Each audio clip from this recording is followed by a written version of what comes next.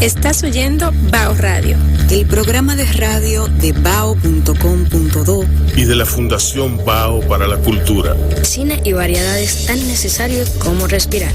Por esta, tu Quisqueya 96.1 FM. Un corito no tan sano. Señores, ese era Rafaelito Mirabal con Sistema Temperado. Sistema Temperado era un ensamble que reunía a lo mejor de lo mejor. Es decir, era como un sumum. Y yo le decía a Rafaelito Mirabal que mi introducción a Sistema Temperado fue en casa de teatro. Y fue una cosa espectacular porque ellos estaban tocando, ellos tocaban discos muy largos, canciones y discos, y entonces ellos en una se pusieron como locos y armaron se armó como un lío de instrumentos, y ellos fueron pasándose mientras tocaban los instrumentos de un grupo a otro, es decir, tres que eran los que venían, el grupo de Freddy Arturo Ginebra, el que tenía con Peter Nova y con Eli Sánchez, fueron entrando junto con otros músicos, y Sistema Temperado fue saliendo. Aquello fue memorable. Entonces, en esta ocasión, poniendo esta mezcla de pambiche con tanguiche, nos acercamos un poquito más a la música del mundo, ¿no? Versión dominicana. Rafaelito Mirabal, que es un cibaeño no sobrevalorado, va a estar en Nacán. Espérense un momentito, porque yo dejé esto alto, entonces me va a matar Micaela. Está aquí haciendo una crisis histérica. Ella se ve muy linda jalándose los moños. Entonces yo voy a bajar esto. Ya, conforme, ok. Entonces les decía que Rafaelito Mirabal va a estar en Nacán. Nacán es ese restaurante que está en la Mercedes con Isabel la Católica, en la zona colonial. Es un restaurante de lujo. Cuando digo de lujo me refiero a que ellos hacen cocina fusión, y es por todo lo alto que lo hacen. Entonces él va a estar ahí con su baby piano, o sea que va a ser un concierto íntimo. Ustedes van, se toman su traguito, disfrutan de la buena carne asada, y bueno, van a disfrutar de una noche más que memorable con la música de Rafaelito Mirabal al piano solo. Las reservas son en el 829-954-8908. Él no va a poder estar con nosotros en esta ocasión porque él viene muy tarde y se va muy temprano. Pero bueno, hoy están los niños participantes en el concurso nacional de teatro Alejandro Farach, que presentan la obra Filipo, el niño de la cabeza puntiaguda, y una serie de obras más, de obras cortas, ¿verdad? En el Parque Iberoamericano a las 6 de la tarde. Eso es para niños.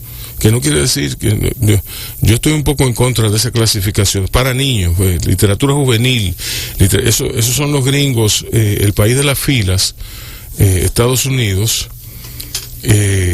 afanando por subdividir, por clasificar a todo el mundo, cuando en realidad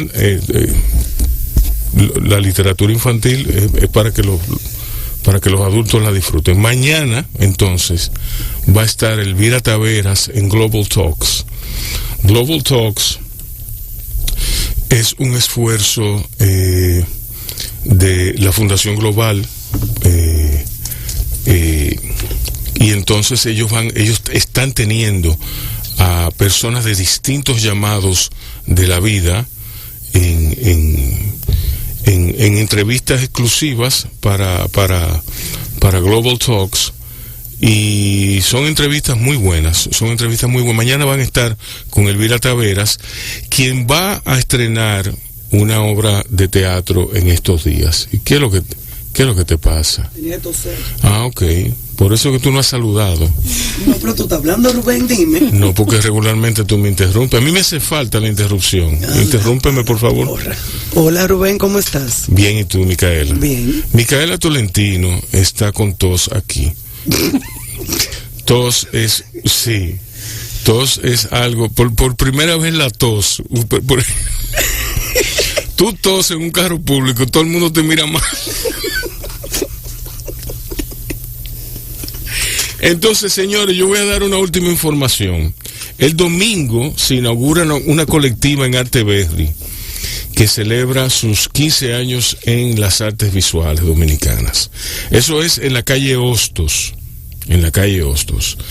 Allí estará José Pelletier, Amaya Salazar, Enriquillo Amiama, Franz Cava y una serie de... ¿Qué tú me vas a enseñar? Ah, no, está bien. Yo pensé que tú me ibas a enseñar algo, porque la provocación, yo te miro y tú te haces la pendeja, pero está bien. Y una serie de reputados artistas dominicanos. Está bien, pero déjame decirlo a mí. Además, habrá una serie de actividades y conciertos. Esa gente va a tirar la casa por la ventana, ¿eh? Esa gente va a tirar la casa por la ventana. Entonces, tenemos aquí con nosotros brevemente a los niños participantes. Yo digo los niños, yo digo los niños, pero es mentira. Es Ann Mercedes, que está aquí con nosotros para decirnos lo que ya yo dije. Echa para acá, ven. ¿Qué tal? Bien. ¿Cómo tú estás? Bien. Cuéntame. ¿Cómo estás? Bien. ¿Cómo está todo? Muy bien. Ok, cuéntame de la obra. Bueno, Filipo, el niño de la cabeza puntiaguda, es una obra sobre la inclusión y el ser diferente. Pues trata de que los niños que la vean entiendan que ellos valen por lo que son y lo que saben, no por cómo se ven físicamente. Ok. Y entonces, háblame del elenco y de cómo han integrado, porque entiendo que esa no es la única obra que se va a presentar. No, hay más obras. Estamos participando dentro del concurso de Save the Children que se llama... Tú no me hablaste de eso, mi Rubén, de esto. Yo hablé ayer, lo anuncié. Ayer lo anunciaste. Sí. Pero yo creo que yo vi algo en las redes sociales sobre lo que esta señorita nos está hablando. Lo que publicó Bao. Lo publicó Bao, pero no, en otro lado. No sé si... Bueno, según la página de Save the Children, eso puede ser. Eso habla bien de ellos. Yo sigo a Save the Children. Sí, el concurso se llama Concurso Nacional de Teatro Alejandro Farage, que ellos lo hacen, esta es la segunda edición. Ellos lo hacen buscando resaltar los derechos de la niñez. Ahora hicieron el concurso abriéndose para que los niños en medio de la pandemia, como resultado del COVID, tengan como que algo. Claro, una actividad. Sí, aunque por el tema del junte y tal, la obra son infantiles, algunas, otras son como orientadas a la infancia, pero para adultos. De 14 años en adelante la entrada es gratuita. Ok, eso es en el Parque Iberoamericano. Así que estén atentos, a las 6 de la tarde, entre 6 y 8 de la noche, allá habrá un festín de teatro infantil. Vayan ustedes también, vayan y pongan atención, porque a las cosas de los muchachos hay que ponerle atención. Y usen sus mascarillas, no se olviden. Sí, no usen sus mascarillas. No entran sin mascarilla. Bueno. De hecho, nuestra obra es de títere, la de mi grupo, y hasta los títeres tienen su mascarilla. Muy bien por los títeres. ¿Y cómo se llama tu obra? Filipo, el niño de la cabeza. Filipo, el niño de la cabeza. ¿Y cuáles son las otras obras? Bueno, está la obra Lámpara, que se presenta hoy. Se presenta ¿Qué culpa tuvo Gilbert? De Alexis Luciano. Eso es hoy, mañana. Se presenta. Porque es un festival. Sí, un festival de 3 días y tenemos una premiación el 24. Ok, pero entonces, bueno, qué bueno. Y comienza hoy, así que es hoy, martes, miércoles y jueves. Sí. Qué bien, qué bien, eso está muy bien. Bien, señores, pues los niños ya tienen una opción de diversión fuera del PlayStation, Dios mío. Sí, que tiene que tiene fuera de Fortnite y fuera de... Mira el niño que tenemos aquí en nuestro... Sí. En nuestro equipo, que si es por él jugaría 24 horas al día. Bueno, pero eso es él. Nosotros tenemos que buscarle otras opciones a los muchachos y bueno, ahí hay una. En el Parque Iberoamericano, hoy a las 6 de la tarde, Filipo, el niño de la cabeza puntiaguda, y va a haber, hay más teatro. Hay dos piezas más. Ok, excelente. Bien, a Mercedes, muchísimas gracias por estar con nosotros. Muchas gracias por venir. Nosotros vamos entonces a pasar a el contenido de hoy.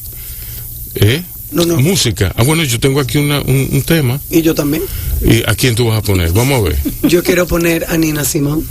A Nina Simone, ok. Bueno, vámonos con Nina Simone. Te lo voy a admitir porque Nina tiene muchísimo más estatura en comparación con Smokey and the Backbone. Sí. Pero la de Smokey va. Entonces, nada, ya ustedes saben, NACAN el jueves. El jueves también está la premiación en el Parque Iberoamericano y bueno, ahí están todas las actividades para que usted las disfrute, junto a sus hijos o solo. Vamos a oír este tema de Nina Simone. ¿Qué tema es? Feeling Good. Feeling Good. Y venimos de una vez. Estás oyendo Bao Radio, el programa de radio de bao.com.do y de la Fundación Bao para la Cultura. Cine y variedades tan necesarios como respirar. Por esta, Tu Quisqueya 96.1 FM. un corito no tan sano. Sí, a ti te gusta mucho, a nosotros nos gusta más. No te apures, que no estábamos en el aire. Me salió bien eso. Sí, quedó bien. Micaela, haz los honores con nuestra invitada. Señores, tenemos aquí a una gran persona, una mujer que se ha dedicado al arte en la República Dominicana. Ella es una curadora de arte, ha impulsado el arte. Su vida es el arte, realmente. Sí. Y aquí tenemos el honor de tener a Sara Herman para echar un conversado sobre el arte. Y sobre las amistades. Esto es una oportunidad maravillosa. Yo no socializaba de esta manera hace mucho tiempo y con personajes tan relevantes. Con la mascarilla puesta. Sí, no me la voy a quitar. No te la quites, si no quieres no te la quites. Yo soy una persona que usa la mascarilla ya como una parte de su cuerpo. De su indumentaria. Pero yo feliz aquí y sobre todo porque cuando tú pusiste Sistema Temperado al principio, comenzaste con un santiaguero que tiene vocación de santiaguero. Exacto. Y yo soy una capitaleña con vocación de santiaguera. O sea que eso es una gran cosa, que me reciban de esa manera. Yo siempre he tenido la aspiración de ser cibaeña, pero ustedes saben que de el dicho al hecho hay mucho trecho. Bueno. No, y que tengo además una mamá santiaguera de pura cepa y no puedo emular el linaje de ese valle. No lo puede negar, aunque quiera. No, ni emularlo tampoco. Pero sí, yo trabajo en arte quizás porque no tengo otros talentos. Y tuve la suerte de encontrar la fuente y el espacio donde mejor me siento trabajando. Yo, como siempre, he sido un poco rebusera y el arte dominicano requiere de tanta lucha y tanta pelea. Eso me ha servido para muchísimo. O sea, yo he tenido que hacer mucho lobby, que discutir mucho, que bregar mucho, pero está muy bien. Yo soy una persona muy privilegiada porque trabajo en el campo del arte, que cada día demuestra más que no está separado de ninguna otras cosas de la vida. O sea, la horizontalidad de la cultura nos permite ver desde el arte una cantidad de cosas que en otro momento hubiera sido imposible. Ahora mismo yo te puedo hablar de botánica de la misma manera que te hablo de gastronomía y estoy hablándote de arte. Entonces, claro, es maravilloso. Yo he vivido un cambio a mis tantos años. Sí. Tantos, dije tantos. No diga tu edad, porque es verdad. A mis 51 años yo he vivido todos esos cambios donde yo misma he cambiado de gustos, de forma de ver las cosas, de forma de leer las cosas. Por ejemplo, yo tenía mis escritores favoritos hace unos 20 años, 10 años, que ahora me da vergüenza decirlos. Por suerte uno no se tatuaba mucho en esa época, porque yo hubiera tenido un verso de Juan Salvador Gaviota. Una gaviota. Sí, una gaviota. Pero vamos a comenzar desde el principio. ¿Cómo llegas tú a Cuba? No. Yo hubiera tenido la última frase del coronel, no tiene quien le escriba. Mira. Sí. Bien. ¿Y cómo? Esa. Ay, pero eso hubiera sido permanente. Hubiera hablado también de la situación política de los últimos 10 años, etcétera. O sea, no, eso hubiera sido. No, hay cosas que no pierden la esencia. No, ni el sentido del drama, de la actualidad, no pierde la actualidad. Y eso es algo que ha estado, los estudios escatológicos demuestran que eso es algo que se ha mantenido durante todo el tiempo. Ahora, volvamos, ¿cómo yo llego a Cuba? Llevada por mis padres. Claro está. No me quedaba. No faltaba más. No faltaba de otra. No, porque es que a los 4 años hubiera sido un poco difícil. Mis hermanos me llevaban a la lucha libre y mis padres me llevaron a Cuba. O sea, cada cual con sus gustos. Sí. No, y ahí con el exilio político de mi papá, ahí comenzamos a vivir en Cuba y duramos 5 años viviendo en ese momento y después volví a estudiar la carrera. Bueno, de eso era que estaba hablando. Ok. Pero está bien. Tú dijiste, comencemos por el principio. Sí, perfecto. Yo esa partecita no la sabía, así que está muy bien. Yo te iba a decir, Carmen Rita conoció a Hamlet, tuvieron unos amores, y de ahí nací yo, intempestivamente.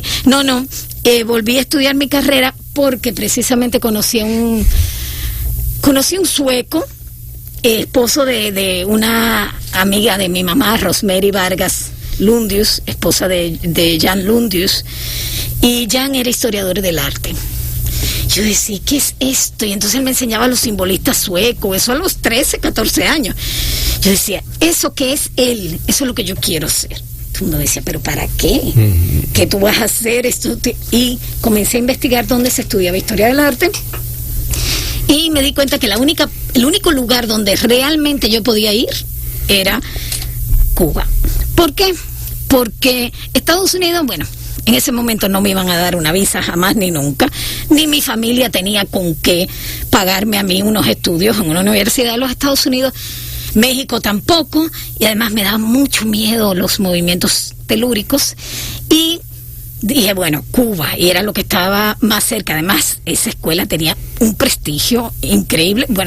Lo tuvo todo el tiempo que yo estuve ahí, y no porque yo estuviera ahí, aunque eso hubiera sido una gran cosa, pero sino porque los profesores eran maravillosos. Cuando tú estudiaste, Cuba toda tenía prestigio en términos académicos. Sí, en todas las escuelas de Cuba. En la escuela de cine ni se diga, la escuela de medicina ni se diga. O sea, en realidad Cuba era el hub académico, la danza, las artes, la arquitectura, ¿tú me entiendes? Y yo recuerdo la medicina era importantísima. Había muchos médicos dominicanos, que están practicando, que son maravillosos. Hay médicos todavía dominicanos allá. Hay médicos allá, sí. Y hay otros estudiantes, lo sé. Y la escuela sigue teniendo bastante nivel en comparación con muchas otras. Además hay carreras como la mía, historia del arte, que lamentablemente en países como el nuestro no tienen mucho público. La UAS tenía una carrera, o tiene, no sé todavía porque quedaban muy pocos estudiantes, puede que la tenga todavía, tiene un seminario anual sobre crítica de arte. Es una escuela de crítica e historia del arte, y eso está muy bien que lo tenga, pero en el momento en que yo quería estudiar no había eso, y yo quería hacer eso sin saber lo que era. yo quería ser como Jan Lundius y como un profesor que yo tuve en la escuela de Historia del Arte que se llamaba Carlitos Báez. Carlos Báez nos daba a nosotros Historia del Arte y Carlos Báez era un apasionado de la historia del arte. Le dio muchísima gente, yo creo que a la gente del Santa Teresita, La Salle, le dio muchísima gente. Yo estaba en el Santa Marta y me dio clase y yo dije, quiero hacer eso. Estudié eso 5 años en La Habana y fue la mejor decisión que yo he tomado en mi vida. Y si me toca llegar otra vez al 1986, vuelvo y tomo la misma decisión, aunque implique vivir el principio del periodo especial y muchísimas cosas, vuelvo y tomo esa decisión, porque sí, porque eran otros tiempos y yo fui muy feliz, la verdad, y aprendí mucho. De ahí, ¿a dónde fuiste? Yo vine a República Dominicana directamente después de haber hecho una tesis en la que analizaba la política cultural y el sistema institucional en República Dominicana del 60 al 80, y yo venía además con las cosas que uno cree que tiene que hacer cuando se gradúa, llevar la cultura, esa noción tan filantrópica y maravillosa, llevar la cultura al pueblo y hacer ese. Por supuesto, los 3 meses de estar aquí me dio un ataque de pánico. Un ataque de pánico y dije, ¿qué voy a hacer? No se llamaban ataques de pánico en esa época. No, le di un yello a la muchacha. Sí, le di un yello, exacto. Le di una sirimba. Le dio una vaina de la que le dan a la gente blanca, nerviosa, que se pone nerviosa, le dio un ataque de nervios. Yo no sé lo que es eso. O sea, ¿qué es eso? Un ataque de nervios. Le atacaron los nervios. ¿Tú te imaginas los nervios parados en una curva? De que ahí viene, con 2 franelitas, que nervios. El ataque de los nervios. Ahí está Anneli Vega riéndose de nosotros. Sí. Y te mandó un beso. Ay, tan bella. Esa fue alumna mía. Pero te digo una cosa, y como todos los alumnos me ha sobrepasado. Eso es lo bueno de los buenos alumnos. Siempre lo sobrepasan a uno y lo hacen sentir muy orgulloso. Que me dio una sirisma. Así mismo. Sí. Y yo dije, no puedo hacer nada. Tuve la maravilla inmensa en la vida, que yo había venido en vacaciones y había conocido a Mariloli y a Jorge Severino. Y ellos me dieron trabajo. Ellos me dieron trabajo en la galería de Mariloli en las vacaciones. Yo había conocido también a Porfirio Herrera y a Nelson Ceballos. Y desde que yo llegué, me dijeron, ven a trabajar con nosotros. Y comencé a trabajar con ellos dos con el grupo de personas que trabajamos en el Museo de Arte Moderno. Y fueron años gloriosos. Teníamos un equipo de trabajo que estaba Paula Gómez, Gia Caro. Qué cool. Éramos un grupo de gente muy joven que creía que todo era posible. Eran todos estrellas, sí, lo que había ahí. Y creíamos que todo era posible. Y lo hicimos posible. Y nada, y eso fue una escuela. Y ahí yo vine al museo, después trabajé, inmediatamente comencé a dar clases en Unive y en Chabón. Y también eso me dio otra perspectiva de lo que era interactuar con la gente. No se me olvidó nunca llevar el arte a las masas, porque eso nunca se olvida. Eso nunca se olvida. Hay que decir, Sara, que tú estuviste al principio del periodo especial en Cuba estudiando, pero Cuba era un bonche.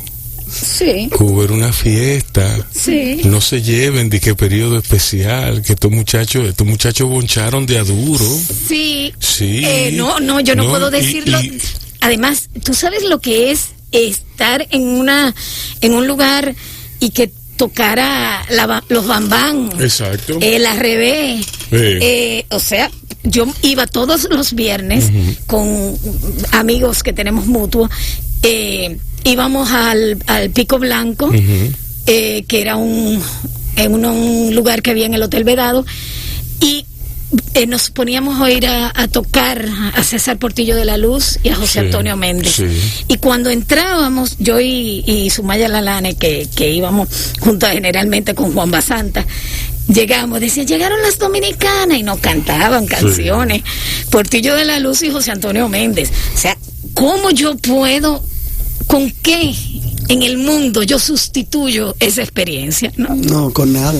Con nada. Una gaveta llena y para cerrarla hay que... Y los bambán, o sea, ver a los bambán de ahí, o sea, de verdad, es como... Y a Gonzalito Rubalcaba tocando en una esquina, un jazz festival, un patio. Sí. Fueron realmente años muy hermosos que yo aprendí mucho, de desengaños, pero también de reafirmaciones de muchísimas otras cosas. Y La Habana es una gran ciudad también. La Habana es una ciudad majestuosa, independientemente de nada, es una ciudad que cuenta una historia que pocas ciudades en América la pueden contar. A papi y a mami le encantaba Cuba. Yo recuerdo que ya cuando Sara había venido, yo andaba con Juan Basanta y fuimos, y me dijo, vamos para allí, que allí está Sara Germán, y yo, vamos. Y fuimos a este bar que estaba enfrente a donde está hoy, en la calle Duarte con Conde, específicamente con Conde, estaba en un segundo piso, ahí encima de Tamaño. De Cuesta. En Tamaño. Exacto. Entonces Sara estaba ahí con unos amigos, una cosa, de repente a mí me subieron como 2 litros de ginebra y yo... Al cerebro. Sí, después de eso yo corté, porque tú cortas en los claro. Dentro de esas borracheras que parecen ensoñaciones, hubo un corte y de repente yo tenía los zapatos de Sara en la mano. Y yo me iba. Yo estaba en la puerta del ascensor, de la escalera, y yo me iba. Después de ahí no me acuerdo de mucho. Realmente Tamaño fue un lugar, Tamaño es un muy lugar especial, que hay que también rescatar. Sí. Ahí se pensó mucho. Sí. Y ahorita que hablábamos, Micaela, acerca de qué he estado haciendo yo después que te dije, no, trabajando mucho, me llegué a la conclusión de que tengo 8 meses pensando. Como todo el mundo, como la mayoría de nosotros. 8 meses pensando y 8 meses confirmando que no voy a hacer nada de lo que pensé hacer al principio. Porque decía, voy a aprovechar este momento y entonces salía de un sombrero de un mago un libro, una película, una novela, una exposición majestuosa, y de repente nada. 8 meses después, nada, en ese sentido. Ahora, en el sentido del trabajo institucional, no puedo estar más orgullosa y me siento súper bien y me siento como que de verdad hemos hecho cosas. Pero cuando uno se pone a pensar, cuando el 13 de marzo nos dijeron, ustedes van a trancarse, yo dije, bueno, el 30 de marzo saldremos de esto. Y vamos a hacer... Ay, qué lindo. Ay, Jesús. Y mi hermano me decía, ¿tú te imaginas que el día de mi cumpleaños yo me lo tenga que pasar así, el 16 de junio? Sí. Y así siguió todo. Sueña Pilarín. Pero nada, volviendo... Bueno, fue un 13 de marzo que nos mandaron a trancar. Sí, un 15 en realidad. Sara, sí. Eso que tú dices tiene una importancia capital, porque eso me hace pensar a mí, en que yo he estado pensando... Y hace que yo reflexione sobre la dinámica de ese pensamiento, la forma en que se desarrolla dicho pensamiento tan a largo plazo. Eso implica que tú te pongas medio histérico, que te den ataques de pánico, sí, ven.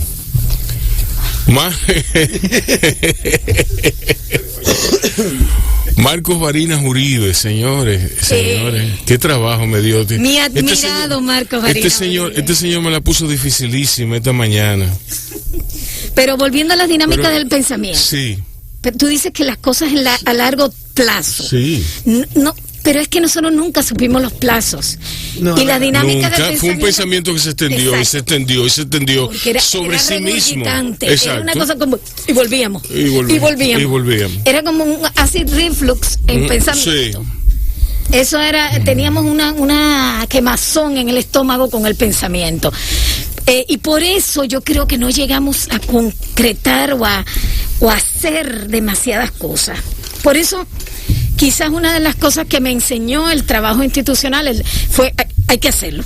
O sea, a ti se te ocurre, Micaela, mañana que quieres hacer otro libro de recetas, sácalo pasado mañana, o sea, no duermas más. Eso hay que hacer las cosas, porque si no, ese regurgitar de la materia gris. Es lo que yo, por favor, hazle caso a ella.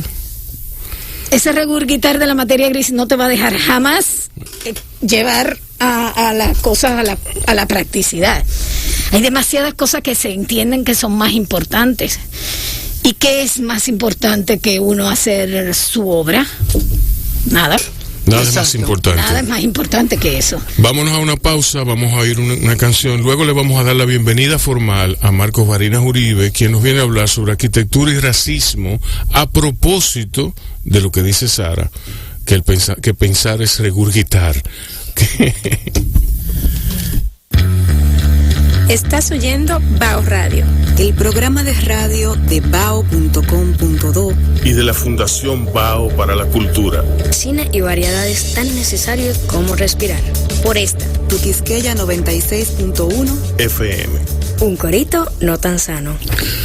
Señores, aquí había un habladero ahora mismo, porque somos 4, somos demasiados, entonces se armó como un corillo.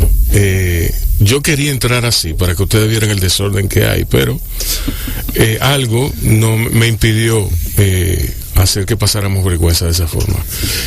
Yo tengo aquí como invitado que pone el colofón a este sancochito que hay de gente interesante, a Marcos Barinas Uribe, un investigador, un comentarista, profesor, arquitecto, urbanista. Cógelo, cuántas cosas para definir a alguien que no es más que un amigo. Un amigo de Sara. Un amigo, sí. Amigo de Sara. Ah, bueno, sí. Bueno, está bien, pero imagínate tú. Eso está bien, te lo presto. Eso está un poco sobrevalorado. No creas. Rubén. Depende de a quién le preguntes. Sí. Ok, vamos a dejarlo ahí. Entonces, Marcos, bienvenido. Bueno, muchas gracias. Yo desde que entré por esa puerta y vi el sancocho que había aquí de mentalidades, dije, es aquí. Es aquí. ¿Cómo estás? ¿Cómo está la calle, Marcos? Tú que vienes, tú que me dijiste, estoy saliendo, dame tiempo. Sí, es que en esta ciudad tú no puedes llegar a ningún sitio en menos de una hora. Eso es algo que tú no te puedes planificar a nada que no sea a una hora. ¿A qué se debe eso? Bueno, en realidad el tema de los entaponamientos es universal. Uh-huh. O sea, no se vayan a creer ustedes que eso es un mal solamente de Santo Domingo. De hecho, aquí no hemos visto tapones. Tú tienes que ir a la India a las 4 de la tarde. Exacto, en la India. El que sabe lo que es la India, o bueno, pero no hay que ir lejos, Nueva York. No. Entonces, en Manhattan, estar en Manhattan. Sao Paulo. O Puerto Rico, que nosotros somos un reflejo de lo que pasa en Puerto Rico. Sabemos lo que es pasarte. En Bogotá te puedes pasar 4 o 5 horas en un tapón. Uh-huh. Pero la realidad es que los tapones no son malos. Uh-huh. Ese no es el problema de la ciudad. De hecho, a veces el tapón es beneficioso. Sí. Yo estoy totalmente de acuerdo en contigo. En términos técnicos, no estoy hablando en términos teóricos. En términos técnicos, la idea de que el vehículo privado esté entaponado en unos carriles es importante cuando el sistema público funciona adecuadamente. Uh-huh. Tú tienes un carril exclusivo de autobuses en un lateral moviéndose a velocidades rápidas y tú estás parado en un carro por 4 horas, uh-huh, tú vas a hacer el carro y te vas a montar en el autobús. Exacto. Por tanto, el tapón es importante. De hecho, un ejemplo que me llega cerca. Es la interpretación del tapón donde está el problema. Hay ciudades que tienen sistemas muy efectivos de transportación pública y al no tener el entaponamiento, uh-huh, ese sistema de transportación pública no funciona eficientemente. Un ejemplo es Johannesburgo, en Sudáfrica. Uh-huh. En Johannesburgo se hizo para el Mundial de Fútbol, se hizo un sistema de autobuses rápidos en carriles exclusivos que superó a la ciudad, porque se diseñó para el momento, ¿no? El momento de la gran cantidad de personas y demás que iban a estar en los eventos del Mundial de Fútbol, y cuando el evento se acaba, Johannesburgo no tiene suficientes tapones para que ese sistema funcione adecuadamente, y ahora está en problemas serios de autosostenibilidad. Que no ocurre en Bogotá, ni ocurre en Manhattan, ni en ninguna ciudad de alta densidad. O sea, donde hay muchos tapones, y por tanto la gente tiene que entender que debe dejar el vehículo privado y montarse y utilizar el sistema de transportación pública. Se va Sara. Digo, no, por Dios, que no me voy. Ah, ok. Pero está bien, porque o sea, viste como la pared. Marcos, háblame del racismo y la arquitectura. Okay. Desde que Micaela me dice racismo y arquitectura, ¿qué tiene que ver? ¿Qué es eso? Y la respuesta de Rubén fue exacto. Y yo le dije, ok. No, pero ¿cómo que quieren decir ustedes con que no tienen que ver? Ahora yo estoy curioso con saber por qué ustedes ¿qué tiene que ver? ven esa no, es con curiosidad, porque es un enfoque, es un take sobre la arquitectura inusual. Y yo estoy seguro de que va más allá de cualquier apropiación, de cualquier visión millennial que tú puedas tener sobre eso. ¿No me entiendes? Bueno, es que cualquier manifestación de poder, cualquier manifestación de abuso tiene una expresión en la arquitectura. Sí. O sea, toda expresión de poder tiene una manifestación en la arquitectura, y tiene como cómplice a la arquitectura y a la ciudad como cómplice de esos estamentos de poder. Y el tema del racismo no se queda atrás. O sea, ahora mismo, por ejemplo, ustedes ven toda esta situación que se está dando ahora con el tema del suprematismo blanco en los Estados Unidos y el Black Lives Matter. Cualquiera entendería que esto no tiene nada que ver con un modelo de hacer arquitectura y de hacer ciudad. Y sí tiene que ver con un modelo de hacer arquitectura y hacer ciudad. De hecho, los estamentos que llevaron a que Donald Trump ganara en Estados Unidos y que perdiera ahora, entre comillas, se debe precisamente a un modelo de hacer ciudad que está sustentado en la injusticia social y está sustentado en la división racial, que es la suburbia. ¿Cuáles son los parámetros? Exacto. ¿Cómo se organiza una ciudad? Mira, es muy simple. La suburbia americana, ustedes conocen la historia de la suburbia americana. O sea, ¿qué ocurre? A mediados... Bueno, la suburbia negativa, porque antes, a principios del siglo XX, existió un modelo de crecimiento periférico sustentado en la idea de la ciudad industrial inglesa, que sí era un modelo social, o sea, y ambiental, es decir, importante. Las personas, las familias, digamos, o los cónclaves eran empujados hacia afuera. Porque las industrias estaban en la ciudad. Exacto. Por ejemplo, en Nueva York, yo estoy hablando hace muchos años, 1800, 1900, no sé, porque no voy a... Hubo un grupo de negros que hizo su propia comunidad. No, sí. Y vinieron un grupo de blancos que querían el terreno y lo sacaron de ahí. Sí, Greensland. Sí, ok, pero Marco nos está haciendo una historia que comienza a principios de siglo, por medio de la cual, eso tú lo viste en The Crown, por ejemplo. No, yo creo que la vi en otra película. No es lo de Greensland. Yo te estoy hablando de ese fenómeno al que se refiere Marcos.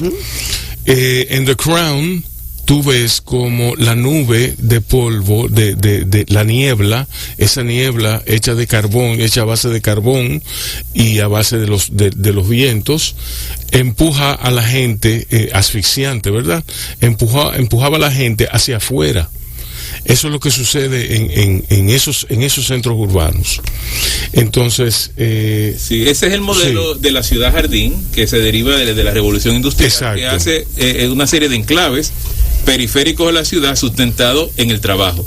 Pero ese era un modelo social, era un modelo socialista. Chicago es así también. ¿Tú me entiendes? Ahora, en el que tú sales a vivir y entras a trabajar. Sí. Y esas eran ciudades conectadas por sistemas de transportación pública importantes, sobre todo ferroviarios, ¿no? Pero ya en el 1950, después de las guerras, el modelo del sueño americano de que todo el mundo debe tener una casita y la idea de la familia mononuclear de papá, mamá, 2 hijos y un perro, llevó a la construcción de un modelo de desarrollo urbano periférico, sin ningún sentido de comunidad, sin ningún sentido social, que era simplemente el proveer de vivienda a todo el que llegaba de la guerra, ¿no? Sí. Y eso, huyendo. Exacto, y eso fomentó varias cosas. Por un lado, fomentó el desarrollo del automóvil como medio de transporte principal en Estados Unidos. Llevó a que los centros de las ciudades se desarticularan, por un tema racial incluso. O sea, se empezó a expulsar,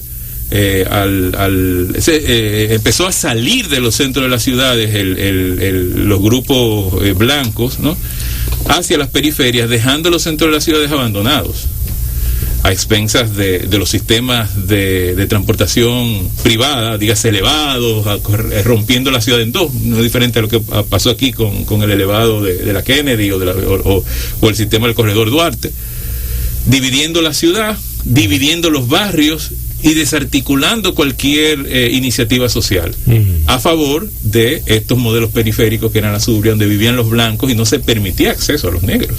O sea, los negros empezaron a tener acceso a la suburbia de una manera muy paulatina. Entonces, eso llevó a una división muy fuerte en los Estados Unidos respecto a la visión de lo que es urbano y la visión de lo que es suburbano y la visión de lo que es rural. Si ustedes ven el mapa americano de las votaciones, siempre ustedes van a ver dibujadas las ciudades cuando tú ves los lugares donde ganó determinado partido. Ustedes van a ver el dibujo de los Estados Unidos y ustedes van a ver que donde están las ciudades es azul y donde está el campo es rojo. Cuando lo ves a simple vista, te das cuenta que eso es así, es casi blanco y negro. Pero cuando te acercas bien y lo ves de manera más cercana, tú te das cuenta que donde realmente se genera el cambio entre una decisión u otra, dígase, si decidimos irnos por un modelo democrático republicano, es en la suburbia, que es ese espacio intermedio, que no es ni ciudad ni es campo, ¿no? Pero es el que tiene la mayor cantidad de concentración de población. De manera que en el 2016, cuando ganó Trump, esos counties suburbanos... Tú me estás diciendo que el modelo de repartición urbana es primariamente... de ese tipo, del tipo de suburbias. Sí.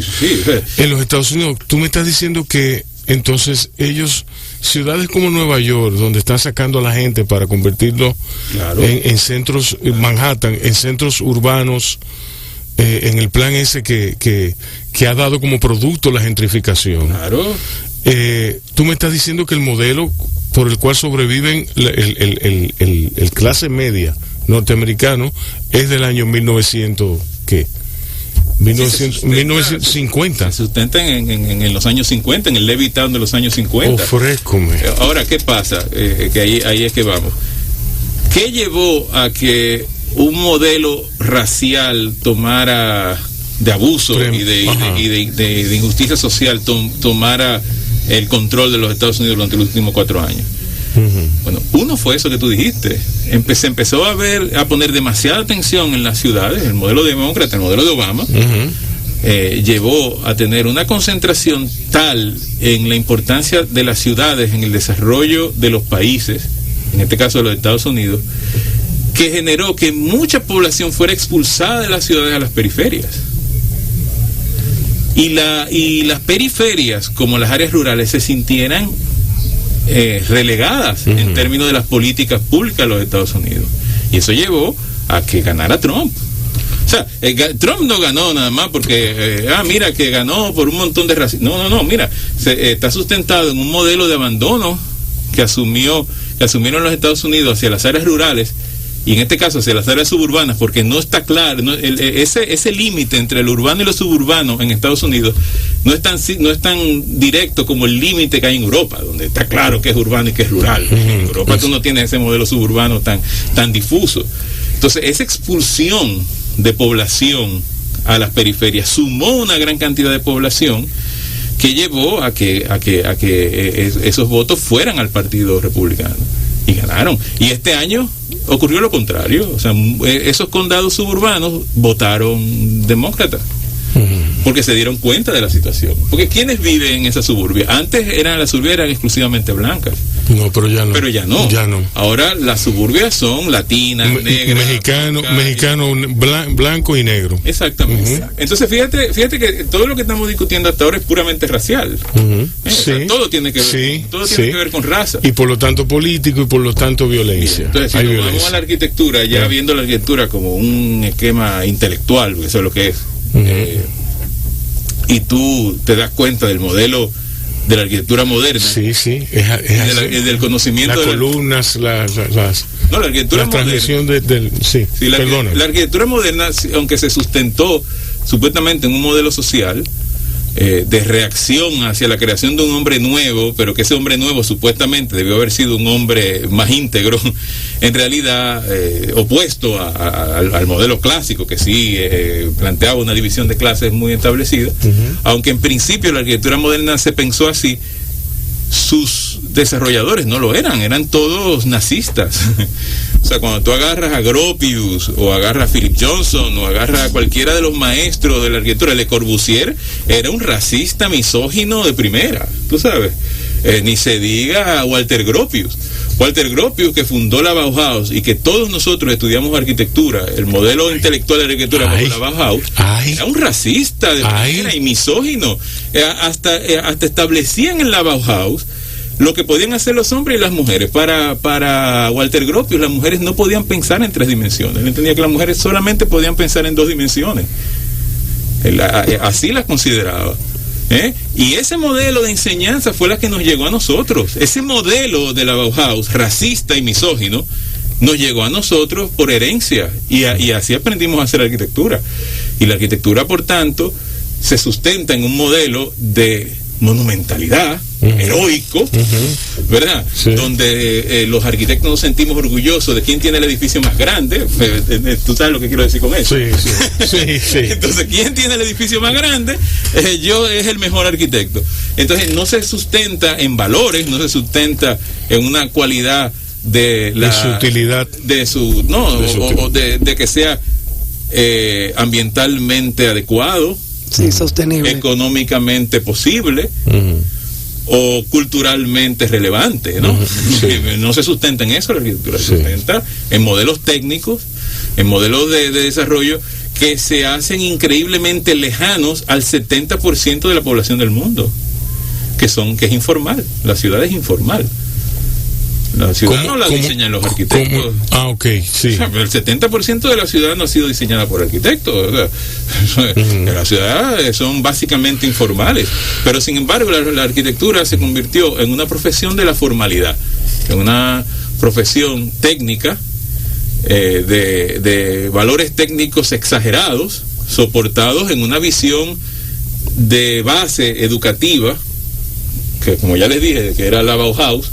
Han oído hablar de la Bauhaus, no solamente en arquitectura, en arte también, que era racista y misógina. pero claramente racista y misógina. Y fueron cosas que se ocultaron por mucho tiempo.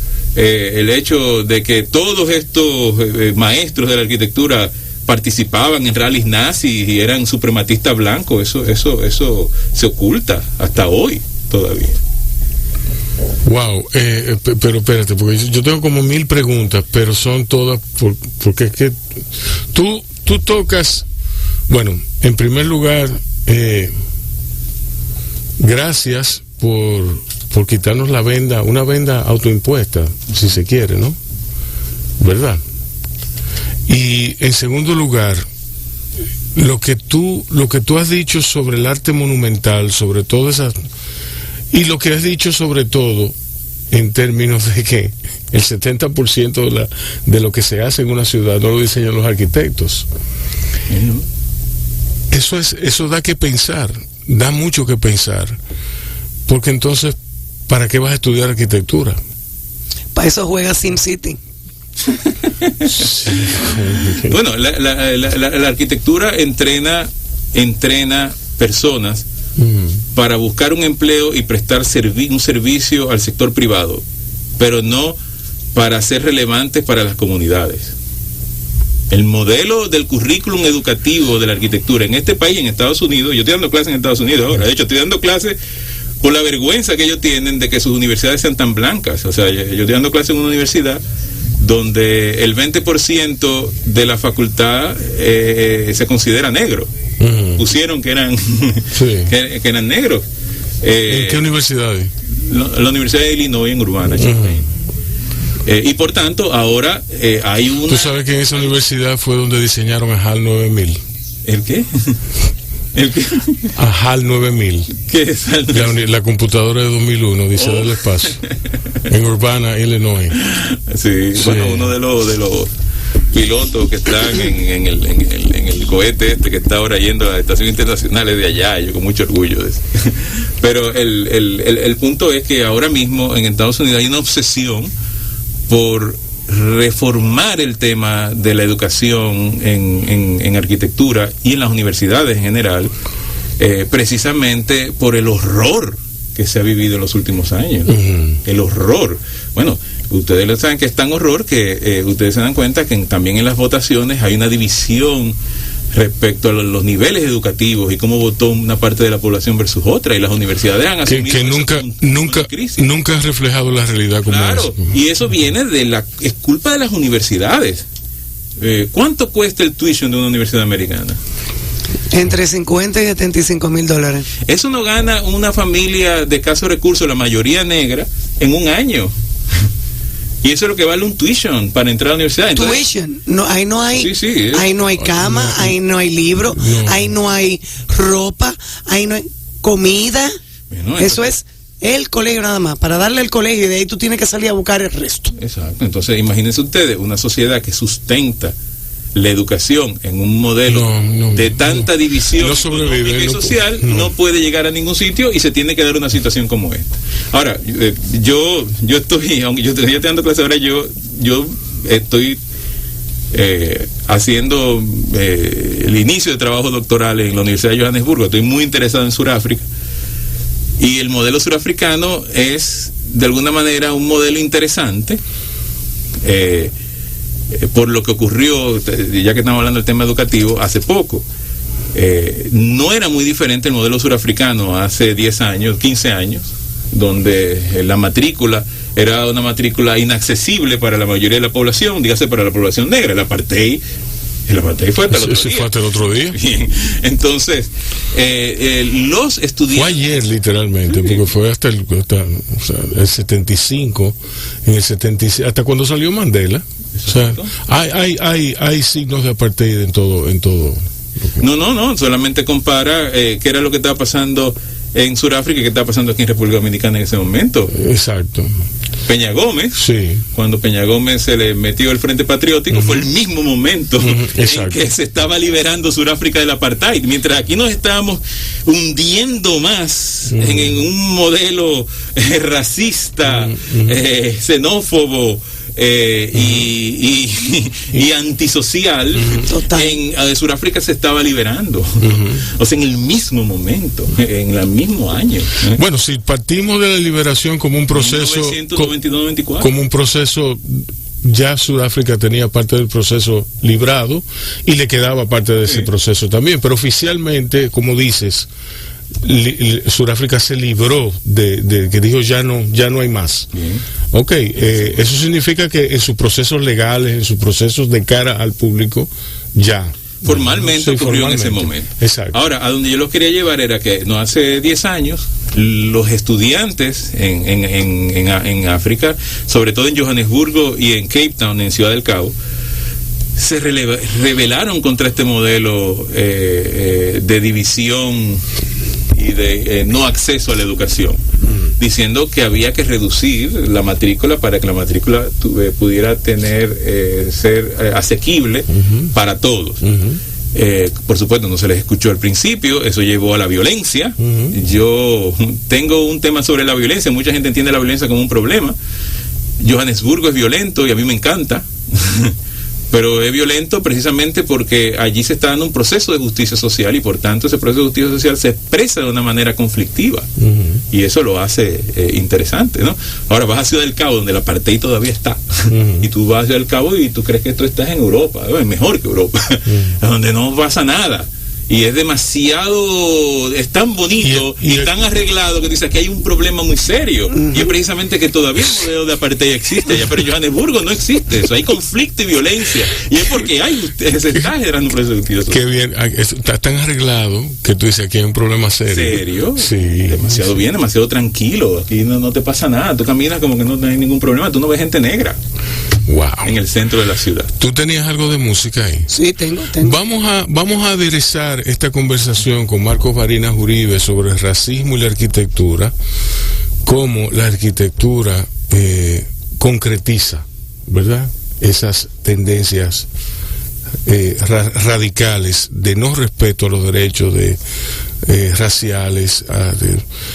Es increíble cómo el mundo está engañado. Y sobre esto nos está hablando Marcos Barinas Uribe, quien es profesor, investigador y comentarista social, y es amigo nuestro, para colmo. Sí. Después de esta pausa, sí, a continuación vamos a ver un disquito y luego volvemos. Estás oyendo Bao Radio, el programa de radio de bao.com.do y de la Fundación Bao para la Cultura. Cine y variedades tan necesarios como respirar. Por esta, Tu Quisqueya 96.1 FM. un corito no tan sano. Bien.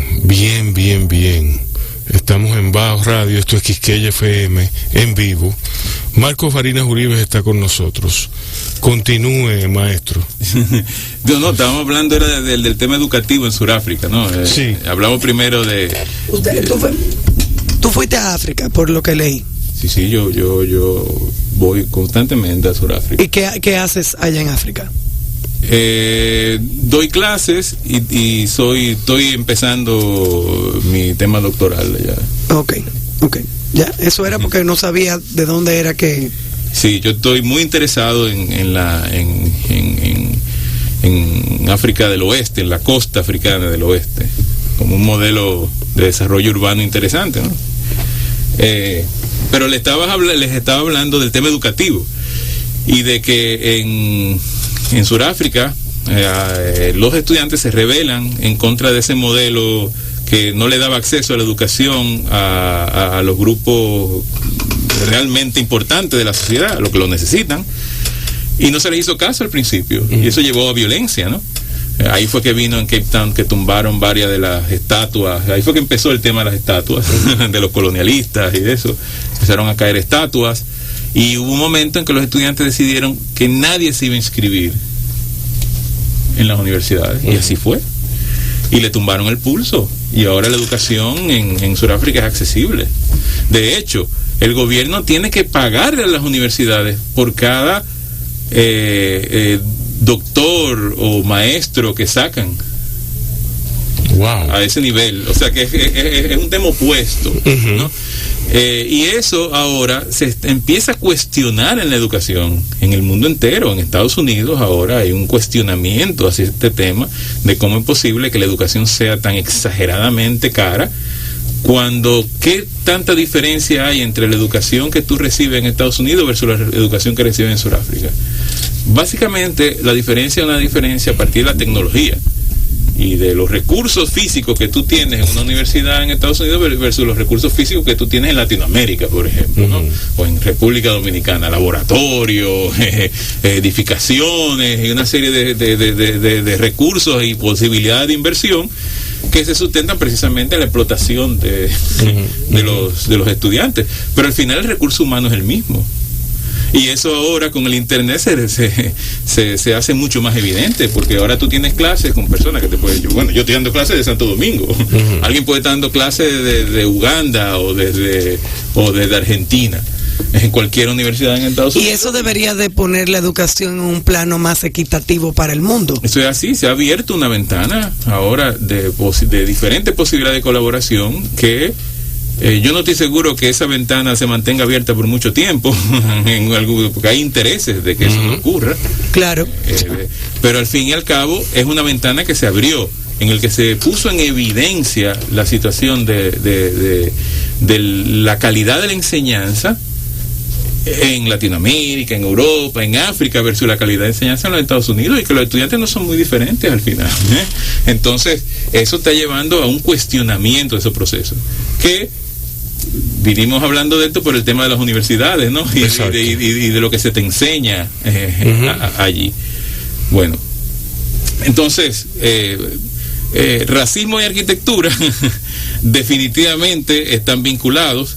Definitivamente ahora hay una tendencia a romper esas barreras, a que el currículum de enseñanza del modelo profesional de la arquitectura sea un currículo de enseñanza más realista, no soportado en esta visión heroica que se formó en los años 50, y que todavía hoy es con la cual se enseña en Latinoamérica y en Estados Unidos. No hablamos de tumbar estatuas. No, porque eso, señores, eso es llevarse la historia. No hablamos de derrumbar edificios, eso es llevarse la memoria. Sí, la historia, y la memoria tiene dos funciones: para recordar y para no repetir lo cometido, el error. ¿Tú me entiendes? Se puede hacer el mismo tour que se hace hoy a la estatua de Colón ahí en el parque y decir, ese es Colón, eso es, esa que está ahí abajo es Anacaona, esa estatua está mal porque esto fue así y así y así. Debería estar al revés, Anacaona. Sí, pero ya tú sabes. No digo nada, calladita me ve más bonita. Bueno, prosiga, maestro. Sí.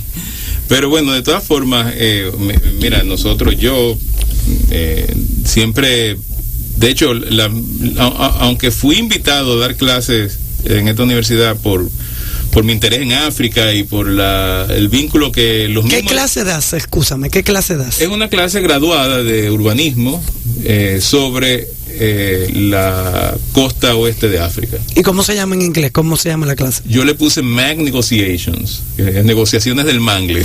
Lo que pasa es que a pesar de que se me invita para hacer un tema que se deriva de un problema de lo racial, ese es el término correcto, yo en mi sílabus de mi asignatura en ningún momento menciono la palabra raza. No es mi tema. Aunque ustedes me ven estamos hablando de esto aquí, no es mi tema. Les voy a decir por qué. Mira, porque soy dominicano y a cualquier sitio que yo voy se me discrimina por mi origen. Si yo llego a algún lugar a hablar de racismo y hablar de raza, a mí se me discrimina por ser dominicano. Usted no tiene nada que decir aquí. Así. Y con razón. ¿Quién te discrimina? Me discrimina cualquiera. O sea, no tiene ni siquiera que ser... ¿Por qué dices con razón? Con razón. ¿Pero por qué? Antes yo tenía la capacidad de defender el tema... No, el dominicano no... porque el racismo sistemático, ese es un tema norteamericano. El racismo sistémico es un tema norteamericano. Eso no existe en Santo Domingo. Santo Domingo lo que no es un nivel educativo bajo, ¿no? O sea, la gente no entiende el tema de las implicaciones, no sabe que tú eres negro. Y yo descubrí que yo era negro a los 24 años, yo no sabía que yo era negro. Sí, yo he oído eso ya. Sí, yo tengo mi historia. Yo llegué a los Estados Unidos a los 13 años y a mí me miró una chica árabe que era incluso adoptada por Hussein en esa época. Ella era princesa. Y ella era la única trigueña o negra, como tú me quieras poner. Y ella me miró y me dijo, ¿y por qué tú eres marrón? Y yo me miré y dije, ¿marrón? Sí, nosotros no. Yo lo único que le respondí fue, mi mamá es blanca y mi papá es un poco más oscuro que yo. Así es. Pero fue como que un shock para mí, como que yo no le había puesto tanto caso a blanco, negro, marrón. Nosotros no nos educamos. Polibio Díaz, el fotógrafo, no el hotelero. Polibio Díaz se dio cuenta más o menos a los 24 años también que él era negro y que él tenía el pelo malo. O sea, y de ahí en adelante eso fijó el curso de su carrera. Ojo. Eso fijó de manera definitiva el curso de su carrera. Y el punto es que yo tenía la capacidad de defender y decir racismo sistémico en República Dominicana, eso no existe, es un tema americano, hasta que llegó la sentencia esta racista y xenófoba con el tema de los dominicanos de origen haitiano. Eso le cerró la puerta a todo aquel que quisiera hablar de defender a la República Dominicana, se la cerró en la nariz, en las narices. Eso es, mira, vamos a hablar en serio.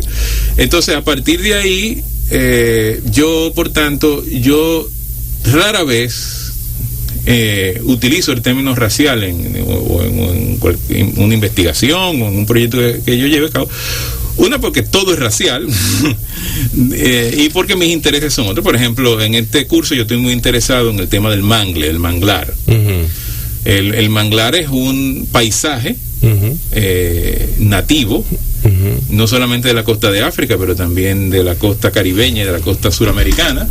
Nosotros tenemos el más menospreciado. Muy menospreciado. Sin embargo, uno de los... El más bello, el más diverso, el que acuna muchísima diversidad. Mucha biodiversidad, mucha. Acoge biodiversidad y da sustento a las comunidades. Sí. Sin embargo, es lo primero que te quieren quitar, porque es lo que te quita la vista al mar. Sí. Es lo que te impide que los grandes barcos puedan fondear. Y por tanto, ese modelo del mangle nunca ha sido un modelo de paisaje que haya tenido algún tipo de influencia en la arquitectura. Por ejemplo, tú ves una catedral es un bosque, ¿verdad? Sí. Tú entras a una catedral gótica y una catedral gótica es un bosque. Sí. Ahora, tú no conoces un modelo arquitectónico que haga una referencia a un manglar. No lo hay. Sí. Y el modelo que nosotros entendemos cuando pensamos en el Caribe es playa blanca y cocoteros. Eso no es autóctono, eso fue importado. El modelo que nosotros asumimos como la playa caribeña no es el modelo. La playa caribeña nuestra es la de Bahía de las Águilas, ¿no? Donde manglares con arena y Las Palmas no. De hecho, yo recuerdo que yo observaba fotos de las que publicaban en la guía, como portadas de la guía de teléfonos, cuando yo era pequeño, que había una foto que a mí me impresionaba muchísimo, que era de la Laguna Grigri. Y yo le pregunté a mi mamá, yo era chiquitico, yo le pregunté a mi mamá que en qué país era eso. Y ella me dijo, muchacho, eso es aquí. Y yo me encontré aquella vegetación tan hermosa, tan vibrante, tan extraña, que yo le pregunté, pero mami, ¿dónde es eso? De verdad. Este país lo tiene todo. Porque es que no había conciencia. Para mí, el límite, el confín de mi memoria se resumía a Ciudad Nueva. Viejo. Y a la zona colonial, que era hasta donde llegaba mi vista. Y hacia el oeste, hasta Boca Chica. Después, que era una eternidad. Una eternidad en carro. Para que tú veas cómo es uno. Te estamos hablando obviamente que éramos niños chiquitos. Sí, no, ya tú eres un adolescente. Más o menos, sí. Mira como la razón, que mira, este país lo tiene todo, porque yo le mandé una foto a un tío mío de Rancho Arriba. Y él me dijo, ¿dónde es que tú estás? Tú estás en Colorado. Sí. Tú estás en Inglaterra. Sí. Y yo, no, yo estoy aquí en Rancho Arriba, en tu país. Bueno, pues miren como, por ejemplo, el manglar es un paisaje que nos unifica a todos. O sea, con el manglar tú eres capaz de unificar la costa de Nigeria y Gabón con Recife, Río, Puerto Rico, Santo Domingo, Cuba, Trinidad, ¿no? Y eso nos unifica como cultura. Pero tú no ves una manifestación cultural a partir del mangle. En Recife sí. Está el grupo, ustedes podrán conocer, Chico Science y Nassau Zumbi, que generaron un movimiento en Recife que se llamaba el Mangue Town. Y es un modelo de híbrido de... Chicos, ¿qué dices? Chico Science, como ciencias. Chico Science. Zumbi, generaron este modelo híbrido de música, de mezcla del rock y el hip hop con la música autóctona de Recife, y generaron este movimiento que no era solamente musical, que era un movimiento cultural que se llamaba el Manguetown. Y eso generó un movimiento incluso arquitectónico muy semejante al que ocurrió también en la frontera de los Estados Unidos, en Tijuana, San Diego, donde hubo un movimiento también, una escena, o sea, lo que le llama como la escena, donde diferentes manifestaciones artísticas y culturales se unifican para expresar una cualidad de una región, en este caso la frontera, y en el caso de Chico Sáenz, Nassau-Zumbi, el manglar y la costa de los manglares en Brasil. Y para mí, eso es un modelo a explorar que te lleva al cuestionamiento del suprematismo blanco, de lo neocolonial y de lo colonial, porque se sustenta en la diversidad. Una diversidad que no solamente es biológica, pero también cultural, y que genera una serie de híbridos que combaten un modelo como el modelo alienizante del desarrollismo, de la arquitectura que se sustenta en el desarrollismo. Y ese es mi interés, por ejemplo. Explícame algo. En República Dominicana, yo digo que en República Dominicana todo es peor. No, todo es más complicado. No es necesariamente peor. Sí, es más complicado. Es más complicado. ¿Tú sabes por qué? Porque es que aquí un negro le dice a otro maldito negro. Sí. No, le voy a dar un ejemplo. Entonces eso es complicadísimo. No, pero mira, te voy a dar un ejemplo simple. Hoy yo estaba transitando en la calle y dobló un camión y había un carro mal parado. Ya tú sabes, ¿no? Duraron 5 minutos discutiendo. ¿Pero por qué, señor? Si usted era el que estaba mal parado, mueva su carro para que el camión pase, pero no. Hay que discutir, hay que tirarse tiros, hay que darse golpes, hay que insultarse, para entonces hacer lo que fuera una emoción social o tener inteligencia emocional, social, te hiciera decir, sí, excúseme, usted tiene razón, déjeme mover el carro, y se aparquea del otro lado para que el camión pasara y el resto de nosotros pasáramos. No, había que esperar que ellos discutieran primero. Sí, no, y así hay una serie de modelos distorsionados que tú lo ves a diario, el fruto, ¿no? Tú sabes el producto, lo que ellos dicen, ¿no, verdad? El producto. No, sí, yo sé lo que tú dices. Algo que no hago, pero óyeme, no pude contenerme hoy. Hoy me salió, fue por los poros. Ok, entonces, yo digo que aquí todo es peor, porque aquí es más complicado, aquí es sustancialmente más complicado. Por ejemplo, óyeme, yo conozco gente que tiene el pelo crespo y son indios que le dicen a otro maldito negro. Indio. Exacto, indio, sí, indio. Eso mi cédula decía indio, y yo recuerdo que indio claro, no, pero a mí la que me gusta es indio claro. Yo descubrí que yo era negro, cuando yo descubrí que era negro en Estados Unidos, que yo estudié en Washington, y porque yo... Tú eres considerado light skinned allá. No, espérate, yo te voy a explicar ahora. Me junto con el grupo de los jóvenes socialistas, que era mi interés en aquel momento, y ahí descubro a los grupos tipo unos intereses radicales, Marco, con el grupo de afroamericanos. Yo no conocí ese Marco, Y ellos me dicen aquí desnudamos a las personas, Rubén. Estamos hablando de 1994, o sea. Entonces, ellos vienen y me ven y dicen, ¿tú eres dominicano? Yo soy dominicano. ¿Pero quién te lo dijo? ¿Un dominicano? Un afroamericano.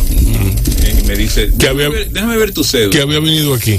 Sí, todo el mundo conoce de nuestra historia y nuestra situación racial y nuestro prejuicio racial. Y dice, déjame ver tu cédula. Y yo le enseño mi cédula. Dice indio. Y yo, sí, dice indio. Tú no eres indio. Y yo, sí, yo no soy indio, ¿verdad? ¿Tú sabes por qué? Y yo, no, tú eres negro. Y yo, ¿por qué? Y yo me miro y yo, coño, sí, yo soy negro, de verdad. Y me dice, ¿tú seguro que conoces cuáles son las provincias española. Yo sí, Aragón, Andalucía, qué sé yo, pero tú no conoces nada de las tribus africanas que fueron a la República Dominicana. Yo no las conozco.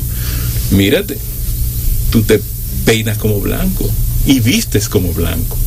Y yo, coño, sí.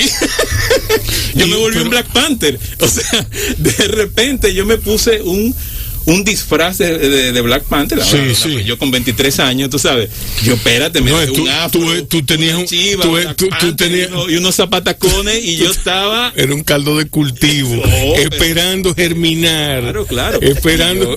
Me puse ese disfraz y me volví un Black Panther. Claro, después ya yo asumí la realidad, tú sabes, y uno volvió y entendió. ¿Cuál es la realidad? Esa es una realidad. ¿Cuál es la realidad? Mira como nosotros hablamos de indio, cuando indio, primero indio no es ni siquiera indígena, es indio, como que indio de la India, ¿no? Así lo entiendo yo. De alguna forma. Bueno, no, espérate, no, porque eso es parte de, eso viene con. En la India a mí me decían que yo parecía de Kerala. Claro. Que yo era un hombre de Kerala. Hubo gente que me dijo, mire, ese señor tiene que ser de Kerala porque él tiene la fisonomía. Y yo decía, ¿qué es Kerala? Entonces Kerala es un pueblo costero que muy, muy parecido a San Cristóbal, de donde es mi familia. No, en serio. Te desnudaron en la India. En Kerala es de donde salían las embarcaciones cargadas de plátanos que venían para las islas del Caribe, que ahí sí hay una población india. En Trinidad y Guyana. En Trinidad y en Guyana. En Jamaica, sí. Pues Kamala Harris, pero no, Kamala Harris no tiene que ver con el modelo indio caribeño. No, su papá es jamaiquino. Exacto. Ella es lo que se le llama una dougla. ¿Qué es una dougla? Dougla es el apelativo que se usa en Trinidad y en Guyana para la mujer indoafricana.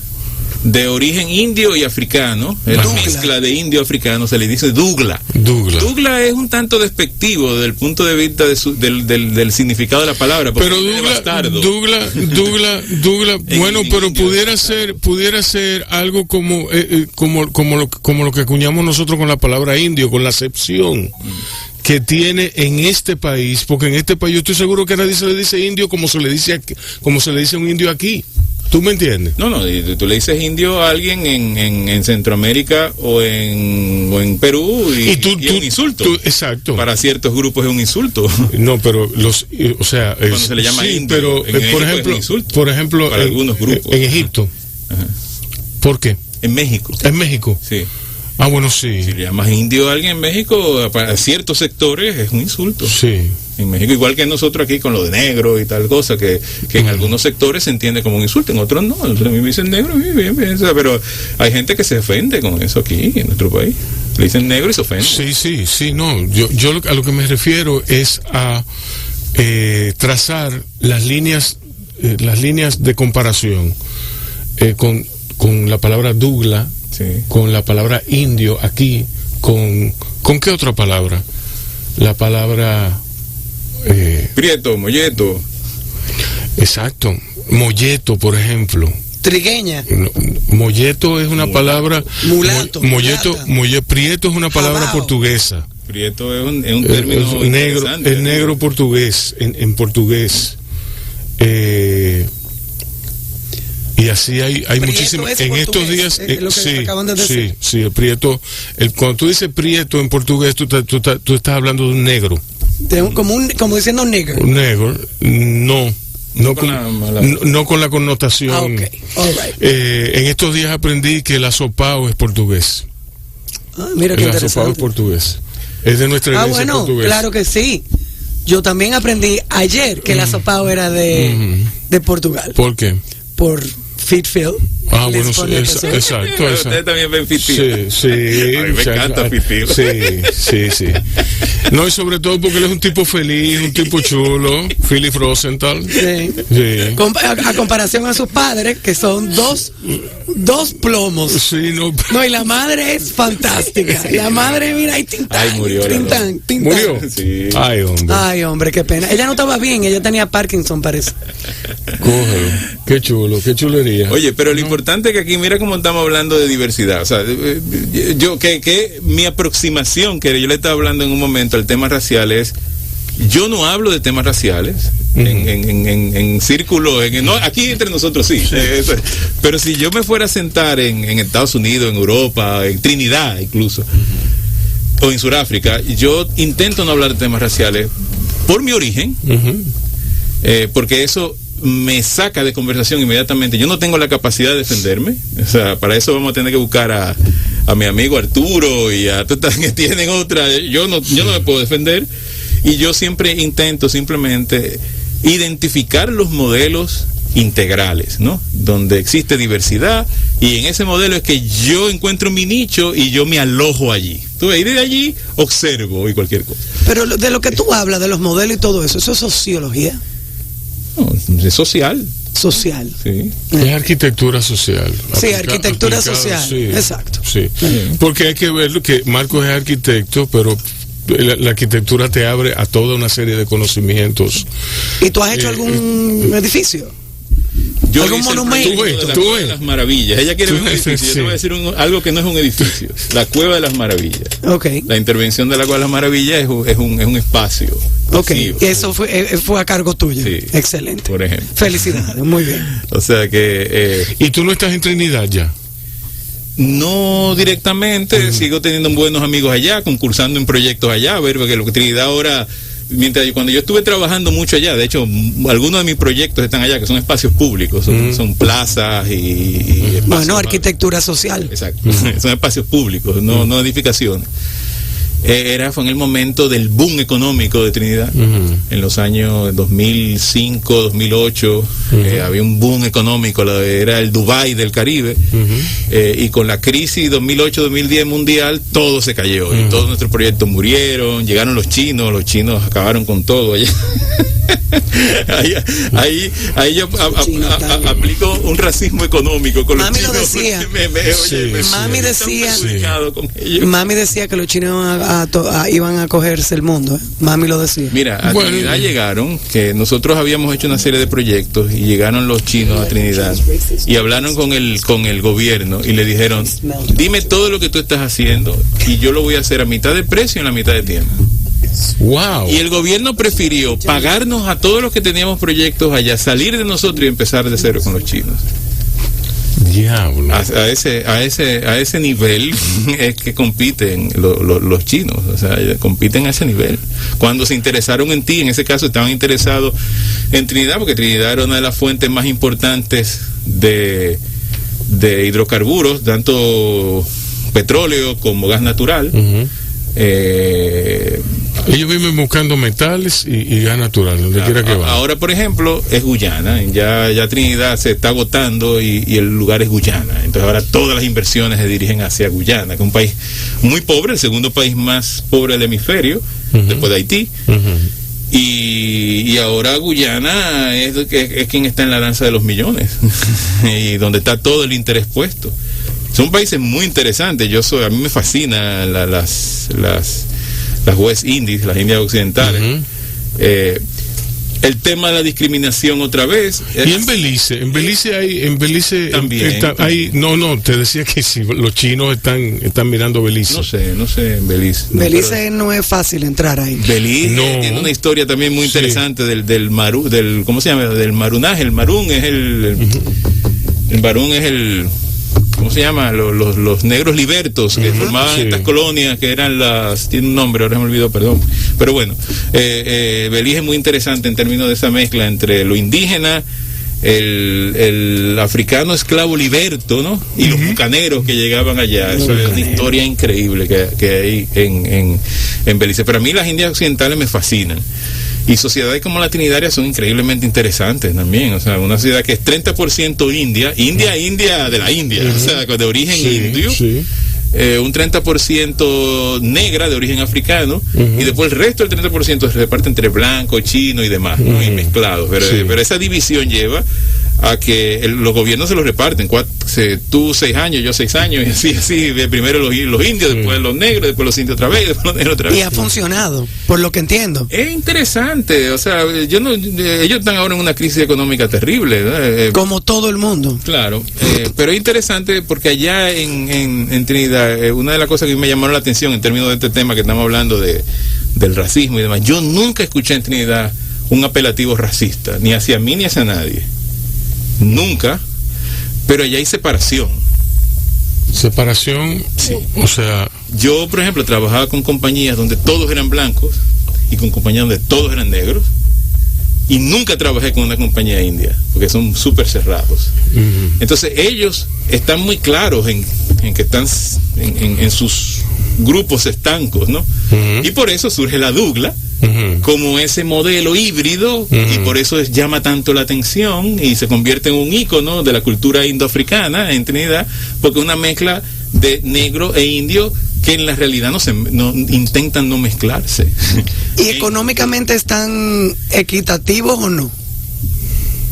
Tú dices por temas raciales. Eso no racial, sino por cómo están separados.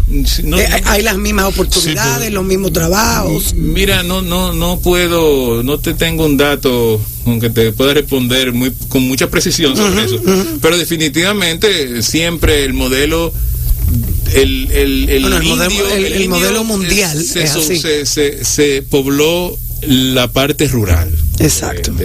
Ya entiendo a dónde vas. Y el negro ocupó la ciudad. Y el tema los trabajos de manufactura, del slum y del barrio marginado, uh-huh, y demás en el centro de la ciudad, pero no significa que no tuviera menos oportunidades que el indio que estaba en el campo cortando la caña. O sea, tiene un origen muy semejante. Claro, uno no vino esclavizado, entre comillas, ¿no? Porque vinieron esclavizados por un modelo económico, pero no esclavizado como el otro, que era privado de su libertad, esclavizado. Pero tienen el mismo origen de pobreza. Tanto el indio que llegó a Trinidad y a Guyana, como el negro que habitaba Trinidad o que llegó ya por el tema del esclavismo. Sí, no, yo nunca he conocido ninguna historia de las muchas que he leído de éxito de un indio que llegara, yo he escuchado muchas historias de éxito, pero ninguna de un indio que llegara rico.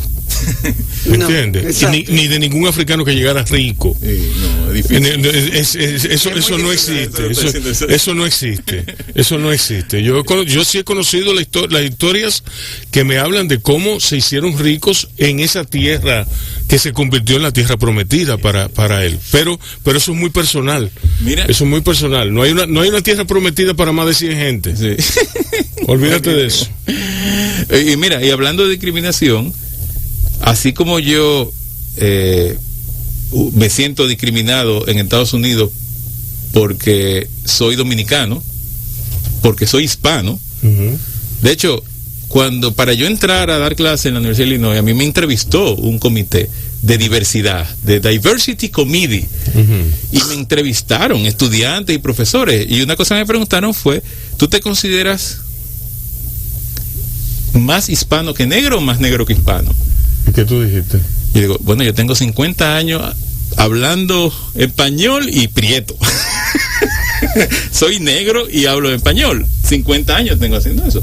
Ahora, el problema no es ese. El problema es que yo he sentido discriminación no solamente por ser negro o hispano en el contexto de Estados Unidos. Tú sufres 3 discriminaciones: por ser negro, por ser hispano y por ser latino y dominicano. Bien. Entonces, pero también, si yo voy a México a una conferencia de urbanismo en México, uh-huh, me dicen que yo soy demasiado pequeño para ser latinoamericano.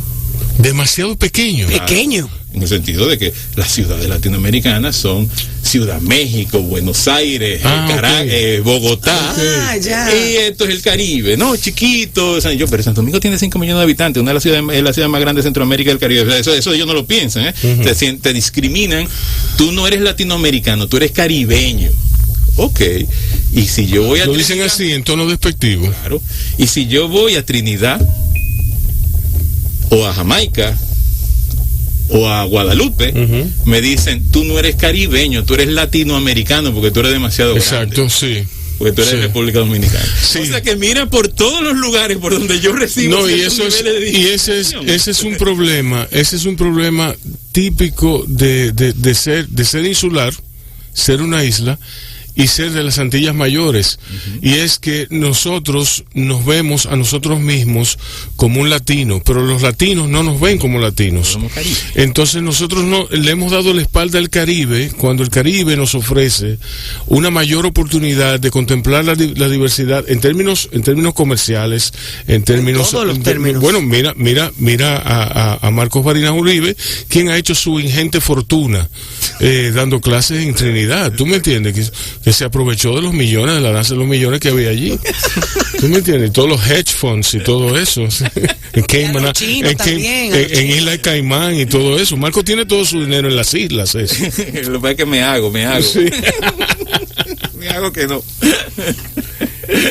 Señor, Micaela, tú tienes una receta. Vamos a terminar ya el programa. No, yo tengo una musiquita. Receta hoy no. Ok, vamos con la musiquita de Micaela. Nosotros nos vamos a despedir de ustedes, dándoles las gracias encarecidísimas a Marcos Barinas Uribe, quien ha estado aquí con nosotros compartiendo sus impresiones y sus experiencias.